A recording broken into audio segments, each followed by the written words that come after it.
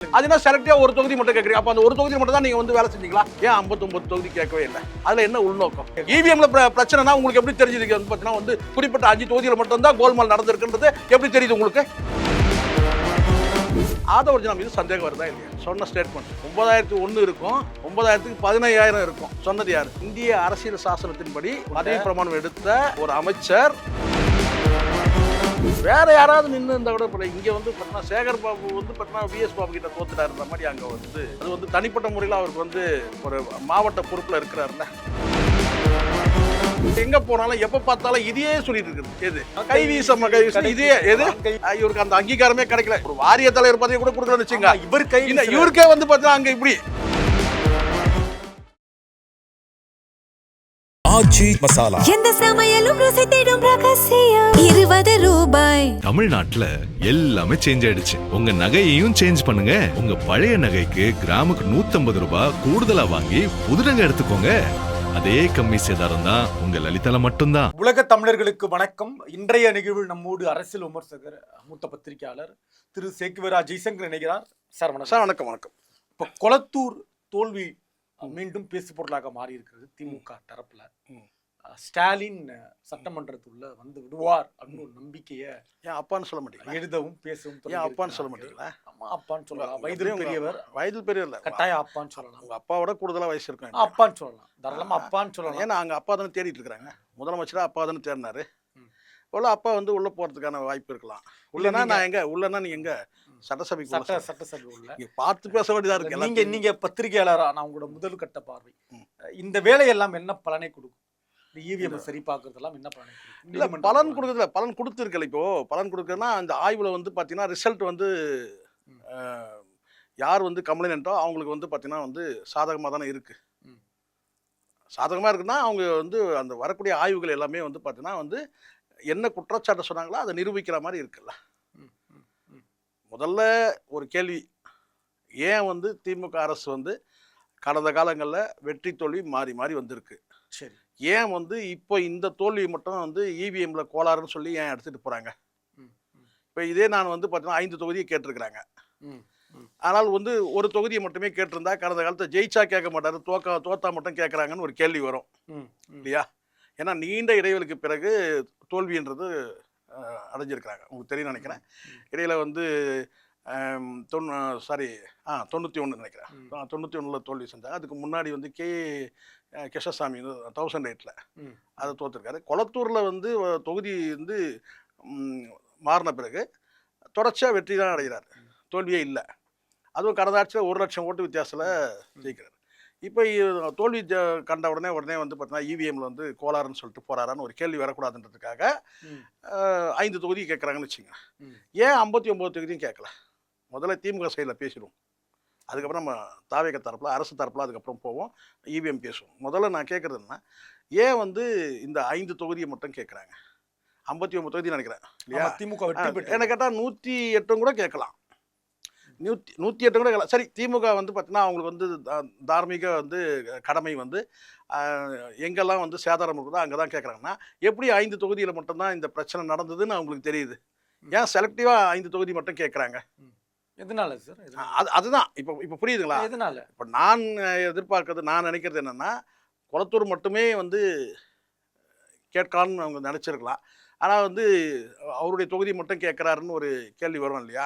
அதனால ஒரு 5 தொகுதி சேர்த்து கேட்கறாங்க. இதெல்லாம் யாரு விளக்கம் சொல்லணும்? திமுக தரப்புல தான். நான் இன்னும் புரிதலுக்காக கேட்கறேன். நான் என்ன கேட்கறேன், அந்த குளத்தூரை கூட கேட்க வேண்டிய என்ன அவசியம்னு உங்களுக்கு? அதுக்கு காரணம் நீங்க தானே அப்பா தேர்ந்தீங்க சட்டசபையில, நீங்க தானே தேர்ந்தீங்க. அப்பா எங்க நீங்க கொத்து பரோட்டா யார் வந்து போன? ஒரு முன்னாள் முதலமைச்சர் வந்து தோல்வியை வந்து எப்படி சார் நீங்க கொத்து பரோட்டான்னு சொல்லுவீங்க? வெற்றி அடைஞ்சு கொத்து பரோட்டான்னு சொன்ன இந்த ஓமை வந்து எவ்வளவு கேவலமான ஒரு ஓமை அது.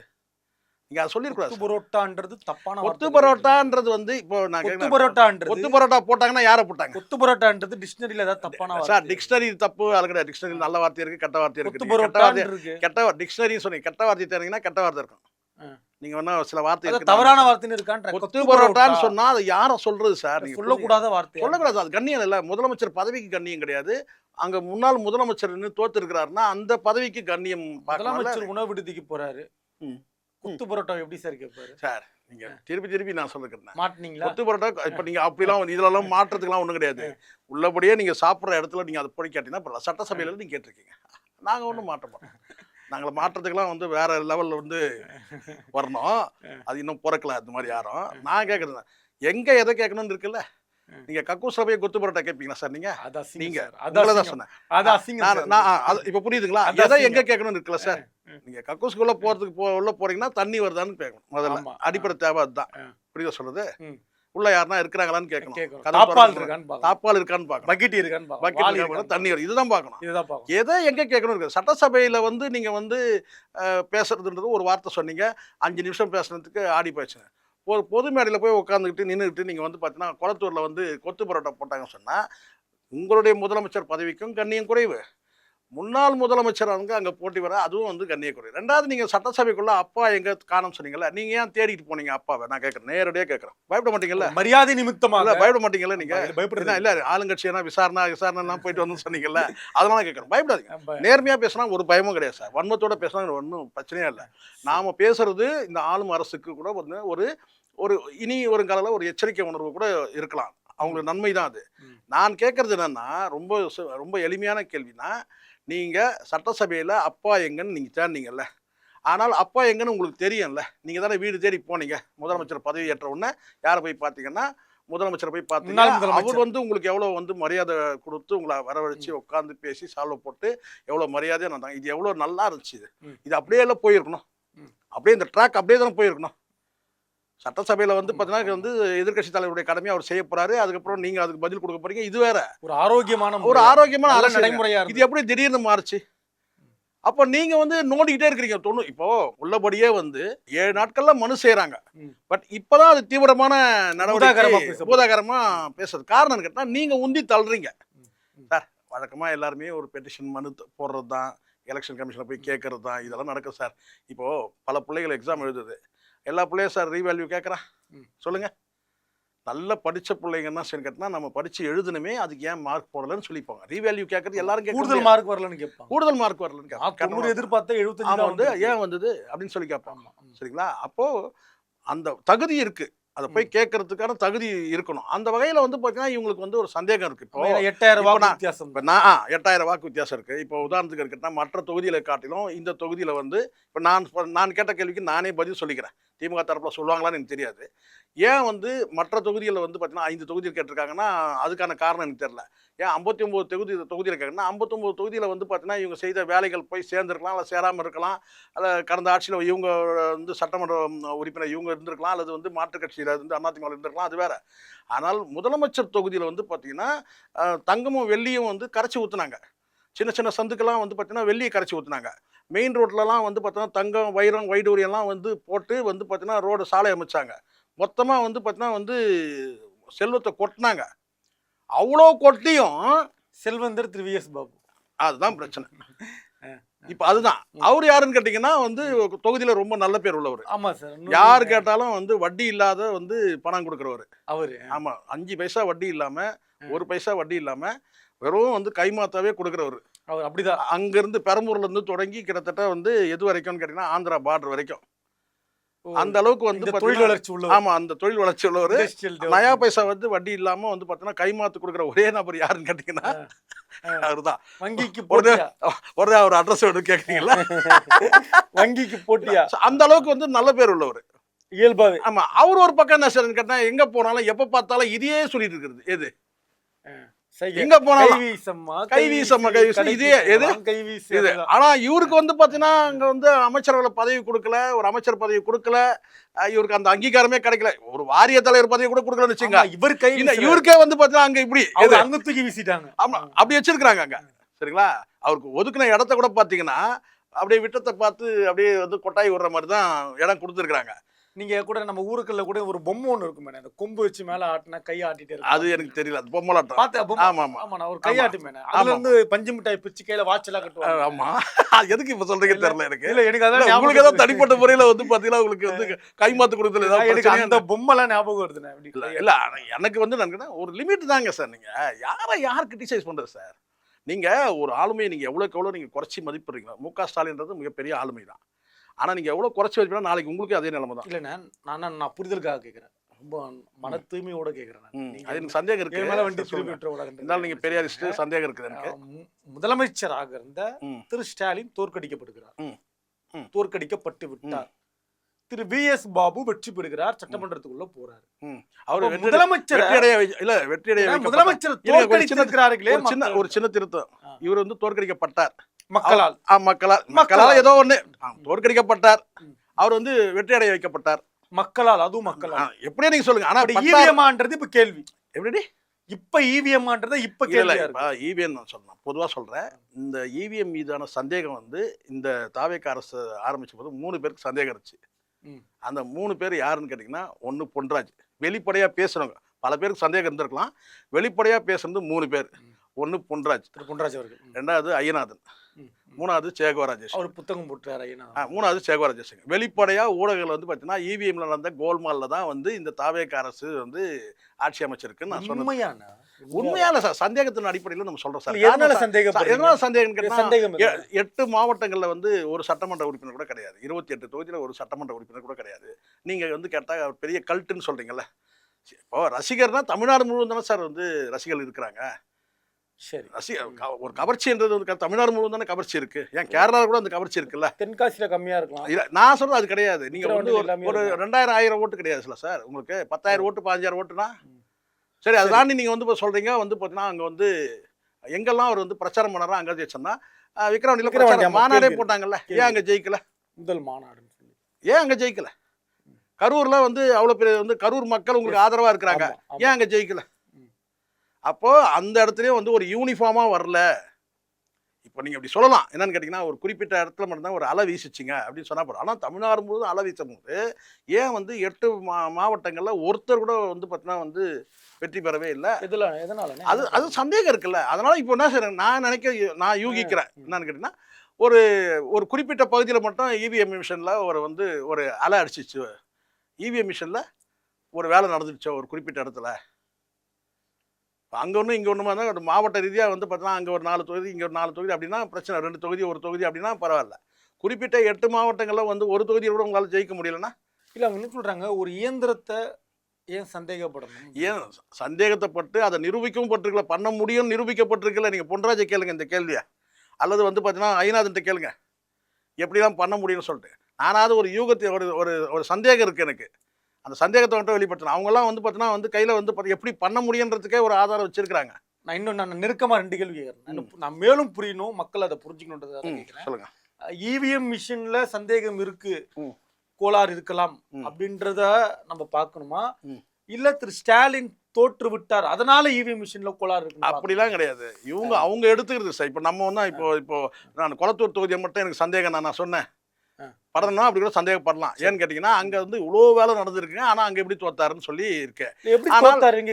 ஆனா அங்க இருக்கிற வந்து VS பாபு அங்க இருக்கிற சேகர் பாபு கூட கொஞ்சம் கேர்லெஸ்ஸா இருந்துட்டாரு. அவருடைய தொகுதியில வந்து அவர் வந்து முழு வீச்சில் அவருக்கு பிரச்சனை கொடுக்கும் போது அங்க ஒரு 7.5 போட்டி இருந்துச்சுல்ல, தெரியல.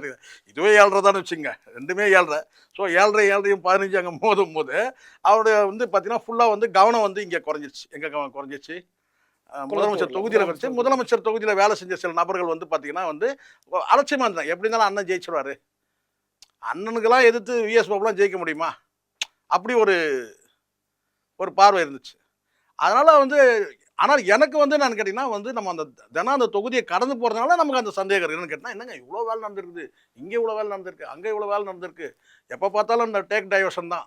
இது எப்போ பார்த்தாலும் ஒன்று டேக் டைவர்ஷன் தான். ஒன்று வந்து பார்த்தீங்கன்னா அங்கே குழி வெட்டியிருப்பாங்க, இல்லைனா வந்து MK ஸ்டாலின் வராரு, வேலை நடந்திருக்கு. ஏதாவது ஒரு இடத்துல பள்ளம் நோண்டினே இருப்பாங்க, பள்ளத்தை மூடுவாங்க. ஒரு பக்கம் திறப்பு விழா நடந்திருக்கு, தொடக்க விழா நடந்திருக்கு, ஏதாவது ஒன்று நடந்துகிட்டே இருக்கும்.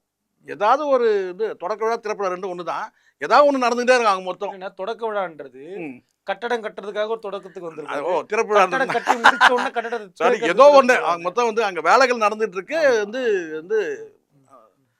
அவ்வளோ வேலைக்கு. அப்போ அந்த சந்தேகம் வந்து இப்போ இப்போ கூட வந்து பார்த்தீங்கன்னா அங்கே வந்து சர்க்காரில் பேசின அந்த ஒரு வசனம் ஒன்று இருக்குது. ராதா ரவியும் இவரும் பேசுவார், விஜயம் பேசுவாங்க. மேடையில் அமர்ந்து. ராதா ரவி பேசுவார் எங்களுடைய. அது வந்து பார்த்தீங்கன்னா வந்து திமுகவை சார்ந்த ஒரு பிரதிநிதி மாதிரியே ராதா ரவி பிராண்ட் அப்படின்னு. பிராண்டடா குப்பை தொட்டிலேருந்து 50 வருஷமா கொண்டு போய் 50 வருஷமா வந்து ஒரு ஏதோ நிறைய வசனம் ஆமா, பேசுவார். 50 வருஷமா கொண்டு போய் அந்த சேர்த்து ஒரு விடாது. பிராண்டை வந்து உருவாக்கி வச்சிருக்கேன்டா அப்படின்னு சொல்லி பேசுவார். ஆமா, அந்த பிராண்டை உடைக்கிறது எனக்கு என்னமோ அந்த அதுதான் யூஸ் அந்த பிராண்டை கிழிக்கிறது தான் வேலைன்னு சொல்லிட்டு ஏதோ ஒன்று சொல்லுவார் வச்சுக்கோங்க. ஆனால் உள்ளபடியே வந்து பார்த்தீங்கன்னா இன்னைக்கு வந்து குப்பத்தொட்டிலேருந்து கோபுரம் வரைக்கும் கல்யாண மண்டபம் வரைக்கும் வந்து முதலமைச்சர் வந்து அவருடைய முகம் தான் இருக்கு. அப்போ அந்த சந்தேகமானது அந்த இவிஎம் மீது அந்த சந்தேகமானது வலிமையாகுது, ஸ்ட்ராங் ஆகுது சந்தேகம். அதனால ஒருவேளை அந்த தொகுதியில் வந்து ஸ்டாலின் ஜெயிச்சுட்டு இருந்தாருன்னு வச்சுங்க, அப்போனா கூட நம்ம வந்து கடந்து போகலாம். இப்போ ஸ்டாலின் தோற்றது கேட்டால் முதல் சந்தேகம் அங்கே தான் வருது. கேட்டால் எப்படிங்க இந்த தொகுதியில் வந்து 24 மணி நேரம் அங்கே வேலை நடந்துட்டு இருக்கோம் சார். சேகர் பாபு அவர் தொகுதியில் இருக்க மாட்டார் சார். பெரும்பாலும் இங்கதான் இங்கே தான் இருப்பார். அவர் தொகுதியில் அவர் ஜெயிச்சிட்டாரு. மற்ற அமைச்சர்கள் போக்குவரத்து கூட அங்கதான். அதில் நிறைய பேருக்கு வருத்தம் கேட்டால் சேகர் பாபு தோக்கலை. இது யாருக்கு கேட்டால் திமுக இருக்கிறவங்களுக்கு பல பேர் இருக்கானே. ஆமாம் வருத்தம். அவங்க கிட்ட சொன்னாங்களா? சொல்லலை, அப்படிலாம் கிடையாது. ஒரு யூகமா தெரியும் நமக்கு. அது உங்களுக்கு தகவல் கேட்டேன். ஏன்னா அவர் வந்து கேட்டா இவரு தயக்கத்துக்கு ஒண்ணும் இல்லைண்ணே. நீங்க ஒரு பத்திரிக்கையாளர் இருக்க நான் சொல்றேன் இருங்க. ஃபோன் பண்ணி ஏன்னா எதனால கேட்டீங்கன்னா உள்ளபடியா அந்த மக்களுக்கு வந்து பாத்தீங்கன்னா 24 மணி நேரம் இவர் வந்து பாத்தீங்கன்னா கொளத்தூர் தொகுதியில தான் இருப்பார். யாரு? சேகர் பாபு. கொளத்தூர் அவர் தொகுதியில் இருக்க மாட்டார். இந்திரதுறை அமைச்சர் அவர். ஆமா. அப்போ அங்க வந்து பாத்தீங்கன்னா வேலை வாங்குறாரு இல்லையா? வேலை வாங்கும்போது யாரை வேலை வாங்குவாரு? அந்த பகுதி பொறுப்பாளர், செயலாளர், கவுன்சிலர், போறவர் இருக்கிற அத்தனை பேரையும் பெண்டு நிமித்துவாரு. சரிங்களா? எல்லாம் பெண்டு நிமித்து வேலை செஞ்ச பிறகு வந்து மு.க. ஸ்டாலின் வந்து அங்கே போறாரு, விசிட் பண்றாரு. ஆனா அங்க யார் வந்து இருப்பாங்க பார்த்தா பக்கத்துல இவர் தான் இருப்பாரு, கிட்ட ஒருத்தர் வர மாட்டாங்க. அங்க வந்து ஒரு கேட் போட்டுருவாரு. வேலை பண்ண அதிகாரிகள் வர மாட்டாங்க. அதிகாரிகள் கூட இருக்கலாம். ஆனா அந்த அடுத்த கட்ட நிர்வாகிகள் இருக்காங்க, நிர்வாகிகள் பொறுப்பாளர் இருப்பாங்க. பொறுப்பாளர் கூட கிட்ட சேர்க்க மாட்டாரு. ஒரு வட்ட செயலாளர் ஆசையா இருப்பாரு. இருங்க, அவங்கள சேர்க்க மாட்டாரு. அவங்களுக்கு கிட்ட புரோட்டோகால் போட்டு வந்து கேட்டா அவங்களாம் வந்து பார்த்தீங்கன்னா வேலையெல்லாம் முடிச்சிட்டிங்களா, நீங்கள் அண்ணன் கூட நான் தான் இருப்பேன்னு சொல்லிட்டு அது வந்து அதை மெயின்டைன் பண்ணாரு. அது கொஞ்சம் கசப்பாச்சு. அங்கே அந்த கொளத்தூர் தொகுதியில் எல்லாத்தையும் உண்மையை பேசணும் சார். நீங்க பேசுங்க. அதுதான் சார். நீங்க எல்லாம் அப்படியே அதிர்ச்சியா பாக்குறீங்களா? பயமா இருக்கா உங்களுக்கு? சேகர் பாபு அவர் தான் ரூலிங் இல்ல. அவர் நினைச்சா கூட உங்க மேல எதுவும் வழக்கு எதுவும் போட முடியாது. ஏன் பயப்படுறீங்க? அப்படி தகவலை இருங்க, காது கொடுத்து சேகர் பாபுக்கு நம்ம எதிராக பேசல சார். தொட்டட கூடாது, தொல்லை பண்ண கூடாது. அதெல்லாம் இருக்கட்டும். இப்படிதான் சொல்லி தான் நீங்க ஏமாத்துறீங்க. நல்லா இருக்குல்ல, சொல்லுங்க. அப்புறம் சேகர் பாபு வந்து உடைச்சது உண்மைதான். ஸ்டாலின் அவருக்கு நிழலா இருந்தது உண்மை. நெஞ்சில சாஞ்சதுலாம் உண்மை. எல்லாம் கரெக்ட். ஆனா கடைசி ஒரு வாரம் வந்து அவருக்கு நெருக்கடி கொடுத்துட்டாங்க. அவருடைய தொகுதியில் வந்து அவருக்கு வந்து பார்த்தீங்கன்னா வந்து டைட் பண்ணிட்டாங்க. சரி. அப்போ அவர் வந்து பார்த்தீங்கன்னா இங்கே கொளத்தூர் பகுதிக்கு போக முடியல. உள்ளபடியே வந்து ஸ்டாலின் அவர்கள் தோற்றது வந்து பார்த்தீங்கன்னா அவருக்கு என்ன சொன்ன மனவேதனை தான். அதான் அழுதாருல, நீங்கள் நம்பணும்ல, அழுதாருல்ல. உள்ளபடியே வந்து பார்த்தீங்கன்னா தொகுதி மக்கள் அழுதது வந்து உண்மையான கண்ணீர் அது. சரிங்களா? அவர் ஸ்டாலின் அவர்கள் வந்து பார்த்தீங்கன்னா அதுவும் உண்மையான கண்ணீர்.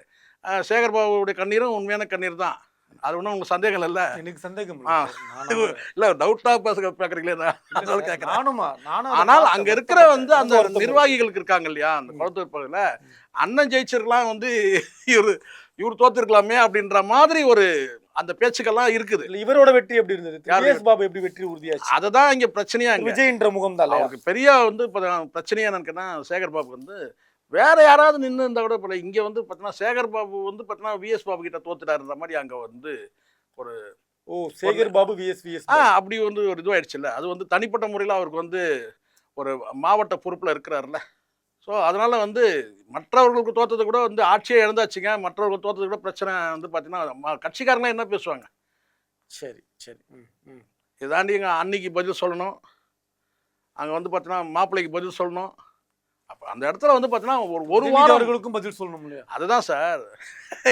இப்போ அந்த இவிஎம்ல வந்து பார்த்தீங்கன்னா அந்த சந்தேகம் வந்து சேகர் பாபு கூட வலிமையாக இருந்திருக்கலாம். எப்படி வந்து மிஸ் ஆச்சு அந்த இடத்துல ஒரு குறிப்பிட்ட பகுதியில், எந்த பகுதியில் வந்து இவருக்கு வந்து வாக்குகள் வந்து கணிசமாக வந்து. அதனால தான் இப்போ அட்ரஸ் பேப்பரே இல்லைன்றாங்க. மூடுனதுல அட்ரஸ் பேப்பர் இப்போ தெரியுது இல்லை, சீல் வைக்க வேண்டிய. இதை தான் வந்து இதை வந்து கடுமையாக வலிமையாக சொன்னது யாருன்னு கேட்டிங்கன்னா, எந்த விதமான எப்படியும் ஆட்சி இவங்க தான் அமைக்க போறாங்கன்னு தெரியும். என்ன பிரச்சனை தெரியும். 3 பேர் தான் பேச. பொன்ராஜ் பேசினாரு, ஐயநாதன் பேசினாரு, நான் பேசினேன் சார். நீங்க 3 பேர் தவிர வேற யாராவது பேசுனாங்க நீங்க சொல்லுங்க. தேர்தல் அதிகாரி பதில் சொல்றாரு சார். என்ன சொல்றாரு?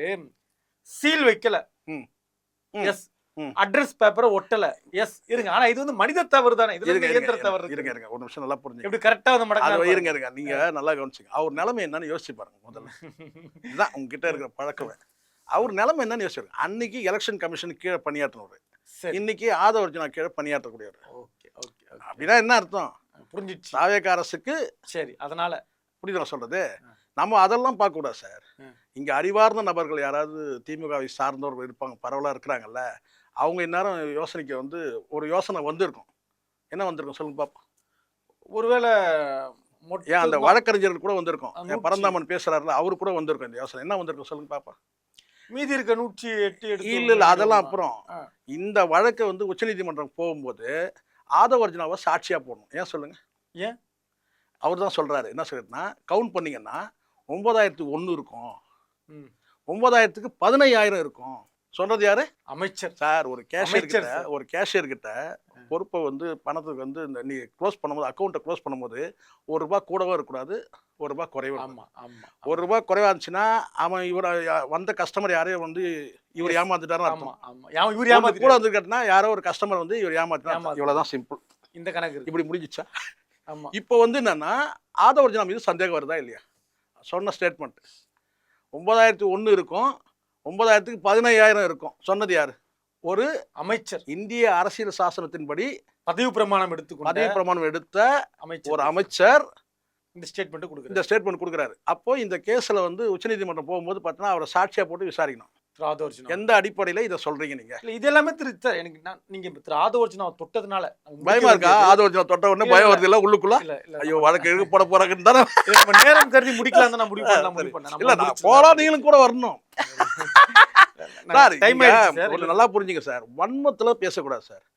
இந்த அமைச்சர்கள் கொஞ்சம் அறிவோடு பேசணும். சார் நீங்க உங்க நேரத்தை வந்து நான் வந்து பொழுதுபோக்காக பாருங்க, நான் பொழுதுபோக்காக பேசல. நான் மீண்டும் சொல்றேன், இந்த திமுகவே நான் சொல்றேன், திமுக தலைமையை நான் சொல்றேன். அது என்ன செலக்டிவா வந்து உங்க தொகுதியை மட்டும் நீங்க கேட்க, நீங்க மட்டும்தான் அந்த தொகுதிக்கு வந்து வேலை செஞ்சுக்கலாமா? கொளத்தூர் தொகுதியில மட்டும்தான் வேலை நடந்திருக்கா? சரி, மற்ற தொகுதிகள் சரி, கொளத்தூர் தொகுதியில் மட்டும்தான் அந்த கோல்மால் நடந்திருக்கா? ஏன் 59 தொகுதி கேட்கவே இல்லை? அதுல என்ன உள்நோக்கம்? முதல்ல அந்த கேள்வி அங்க வைங்க. பயப்படாதீங்க, நாளைக்கு ரூலிங் வந்தாலும் தூக்கி உள்ள வைக்க பயப்படுறீங்களா? அப்படி இல்ல சார். இல்ல நீங்க கேட்கிற கேள்வி சார், கண்டிப்பா கேட்கிற கேள்வி கேட்டா தப்பா? சரியான கேள்வி சார். 59 தொகுதியில நீங்க கேட்கணும். சரி கேளுங்க. அது என்ன செலக்டிவா ஒரு தொகுதி மட்டும் கேட்கறீங்க? அப்ப அந்த ஒரு தொகுதி மட்டும் தான் நீங்க வந்து வேலை செஞ்சீங்களா தொகுதி மக்களுக்கு? அங்க மட்டும் தான் கோல்மால் நடந்திருக்கா? தோட்ட இடங்களையும் சேர்த்து கேட்க. இவிஎம்ல பிரச்சனைனா உங்களுக்கு எப்படி தெரிஞ்சது? வந்து பாத்தீங்கன்னா வந்து குறிப்பிட்ட 5 தொகுதியில மட்டும் தான் கோல்மால் நடந்திருக்குன்றது எப்படி தெரியுது உங்களுக்கு? அது பதில் சொல்லுங்க முதல்ல. திமுக தலைமைக்கு நான் கேட்கறது புரியுதா இல்லையா? நான் அதான் இப்போ வடிவேல் கதையாயிடுச்சு, வடிவேல் சங்கிலி முருகன் கதையாயிடுச்சு. இப்போ நீங்க நான் சரியா பேசுறேன் இல்லையா? அவர் தோத்துட்டாரு கேட்டீங்க. சார் முதலமைச்சர் தொகுதி மட்டும் கேட்குறீங்க சார். அங்க கோல்மால் தொகுதியும் ஏன் வில்லிவாக்கம் கேட்கவே இல்லை? ஏன் கேட்கவே இல்லை? ஏன் எழும்பூர் கேட்கவே இல்லை? ஏன் எழும்பூர் கேட்கவே இல்லை? கரெக்ட். 59 சார் என்ன கேட்டா நீங்க 108 கூட கேட்கலாம் சார். மொத்தமா ஏன்னா இங்க தப்பு நடந்திருக்குன்னா நீங்க வந்து பாரபட்சம் கேளுங்க, 108 கேளுங்க. ஏன் உங்க தொகுதி ஜெயிச்ச தொகுதி கூட கேளுங்க நீங்கன்ற. நானு அத ஜெயிச்சது 59 சார், 234 கேளுங்க சார், மொத்தமா கேளுங்க. ஏன்னா வந்து இயந்திர கோளாறு நடந்திருக்கு. இயந்திர கோளாறு பண்ணாங்கன்னு கிடையாது, இயந்திர கோளாறு டெக்னிக்கல் ப்ராப்ளம். இப்போ அவர் சொன்னார் இல்லையா, ஒரு அறிவார்ந்த அதிகாரி சொன்னார் இல்லையா, அதிகாரி சொன்னார் இங்க மேன் ஃபால்ட்னு ஒன்று இருக்கு, மனித தவறுன்னு ஒன்று இருக்கு, அவர் தெரியாம டெக்னிக்கல் ப்ராப்ளம் இருக்கு இல்லையா? ஆனா என்ன ப்ராப்ளமோ எந்த ப்ராப்ளம் 234 கேளுங்க, பாத்துடலாம். அப்ப செலக்டிவா வந்து பாத்தீங்கன்னா உங்களுடைய 59 தொகுதியிலையும் உங்க தொகுதி ஒரு, அதாவது கேட்டா முதலமைச்சர் தொகுதி மட்டும், அதாவது கேட்டா முன்னாள் முதலமைச்சர் தொகுதி மட்டும் கேட்குறீங்கன்னா அப்ப என்ன பொருள்? இப்போ இது சரியா இருக்கா? முதல்ல இதுவும் சரியா இல்ல. இதை கடந்து வந்து பாத்தீங்கன்னா இங்க வந்து ஒரு அமைச்சர் பேசும்போது நல்லா புரிஞ்சுக்கணும். இன்றைய தினம் இந்த அதிகாரி நேற்று வந்து அவர் வந்து எலெக்ஷன் கமிஷன் கீழே வேலை செஞ்சவர். இப்போ புரியுதுங்களா? எலெக்ஷன் கமிஷன் கீழே வேலை செஞ்சவர். அப்போ வந்து அந்த அதிகாரி வந்து பதில் சொல்லும் போது இப்படி தான் பதில் சொல்ல முடியும். ஏன்னா எலெக்ஷன் கமிஷனுக்கும் வலிக்கூடாது, இப்போ இருக்கிற அரசாங்கத்துக்கும் வலிக்கூடாது. அப்போ அவர் வந்து ரொம்ப நீக்கோக்கா பேசுறாரு. தொடர்ந்து பேசலாம். நன்றி. ஆச்சி மசாலா, எந்த சமையலும் ருசி தேடும் ரகசியம் ₹20. தமிழ்நாட்டுல எல்லாமே சேஞ்ச் ஆயிடுச்சு. உங்க நகையையும் சேஞ்ச் பண்ணுங்க. உங்க பழைய நகைக்கு கிராமுக்கு ₹150 கூடுதலா வாங்கி புது நகை எடுத்துக்கோங்க. அதே கம்மி சேதாரம் தான் உங்க லலிதால மட்டும்தான்.